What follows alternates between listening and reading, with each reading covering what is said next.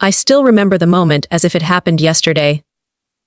The room smelled faintly of fried onions from the kitchen, and I was sprawled on the worn-out sofa, scrolling half-heartedly through my phone after a long day. My mother was pacing back and forth, her arms folded tight against her chest, her lips pressed in a thin line. I thought she was going to scold me for leaving my shoes near the door again, or for forgetting to bring the milk, but instead, she turned suddenly, her voice sharp like the crack of a whip. "Starting next month, you'll pay rent if you want to stay here." At first, I thought I had misheard. Rent? For staying in my own home? I blinked at her, my throat dry. What? What do you mean? You heard me. She snapped, her eyes flashing with something colder than I had ever seen before. You're old enough. If you want to keep living here, you'll start contributing. Nothing in this life is free. The words sank into me like a blade. This wasn't just about money. This was about love, or the lack of it. A mother doesn't throw the word rent at her child unless something inside her has changed, unless the home that once was safe had turned into a business transaction.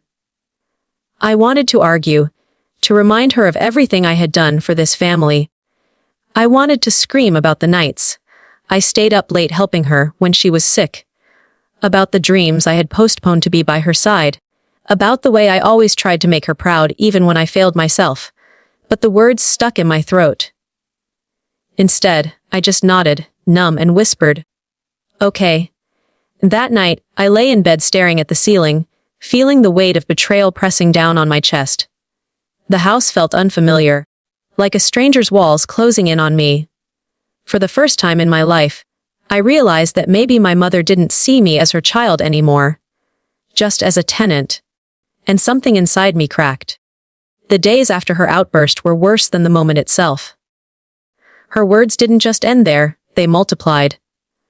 Whenever I walked into the room, she would sigh dramatically and mutter, "Some people don't realize how expensive it is to live here." When relatives called, I overheard her saying things like, "Yes, I told them it's time to grow up. They can't freeload forever." A freeload? That word cut me deeper than I could explain. Was that what she thought of me? That all these years, I had been nothing more than dead weight.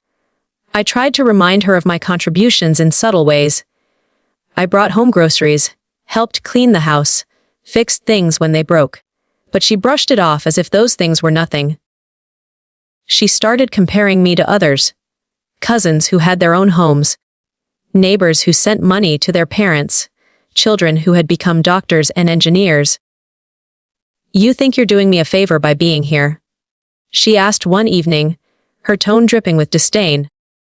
"Other children take care of their parents. They don't sit around waiting for their parents to take care of them forever." I wanted to scream that I wasn't waiting. That I was trying, fighting, struggling every single day to keep myself together. But her eyes no longer looked at me with love, they looked at me with resentment. Nights grew lonelier. I stopped sitting with her during meals, because she always found a way to make me feel small. I stopped sharing my dreams and plans because she only mocked them. And the worst part?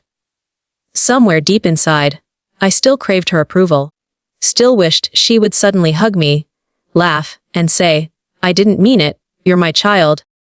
You'll always have a place here." But that day never came. One evening, while searching for a bill on the kitchen counter, I stumbled upon something that made my stomach twist. A small notebook, her handwriting scrawled across the pages, expenses, calculations, plans. And on one page, circled several times, were the words, "Rent from my name, reliable income." Reliable income. That was all I was to her now. I sat on the cold kitchen floor, the notebook trembling in my hands. She hadn't asked me to pay rent because she needed it desperately. No, she had calculated it, planned it, like I was just another paycheck to her. Memories flooded back. The time I skipped college tours because she said she needed me at home. The time I gave her my savings so she could fix her car. The birthdays I spent without gifts, because she said we couldn't afford them, only to later find out she had bought expensive jewelry for herself. It all started to make sense. The coldness, the comparisons, the sudden demand for rent. She wasn't just pushing me to be independent. She was using me, like she always had. That night as I lay in bed, anger finally rose above the hurt. For years, I had swallowed the pain. Told myself she loved me in her own way, convinced myself that my sacrifices meant something. But now I saw her clearly. Not as a struggling mother doing her best, but as someone who had always taken and rarely given. I whispered into the darkness, "Never again." I didn't confront her immediately. That would have been too easy, too loud. Instead, I smiled. I nodded. I pretended to agree. But in the shadows of my own mind, I began to build. I searched for jobs, sent out applications, stayed up late learning skills I had long forgotten. Every rejection hurt, but it also fueled me. Every doubt she threw at me. "You'll never manage on your own. You can't even handle the rent here. How will you survive outside?" Became another spark pushing me forward. I started saving quietly. I cooked my own meals, skipped unnecessary expenses, and tucked away every coin I could. Slowly, a small pile of hope grew in my bank account. She didn't notice. She thought I was defeated, dependent, still chained. She laughed when I left for interviews, shook her head when I came back tired, and whispered to neighbors that I was still lost. But inside, I was rising. For the first time in my life, I wasn't chasing her approval. I was chasing my freedom. And that freedom tasted sweeter than any love she could withhold. The day finally came when I had enough saved to leave. I didn't make a grand announcement. I didn't pack in anger. I simply folded my clothes, put them in a suitcase, and stood quietly in the living room. She looked up annoyed. "Where are you going now?" I took a deep breath and smiled. "Somewhere I don't have to pay rent to be loved." For the first time, her face faltered. The certainty in her eyes wavered, replaced by something almost like fear. She sputtered, "You think you can survive out there? You'll come running back. Don't think you're too good for this house." I just nodded politely. "Maybe I'll come back someday. But not as your tenant, and not as your child begging for love.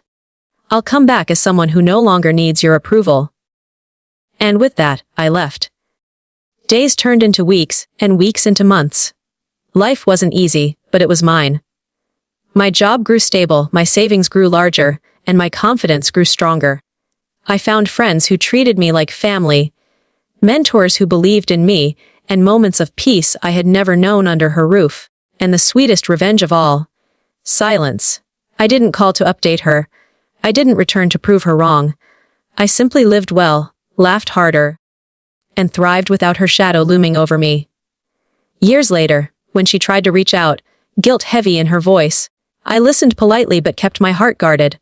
I no longer needed her apology to heal. Her betrayal had broken me once. But my silence, my success, my refusal to crawl back, that was my sweetest revenge.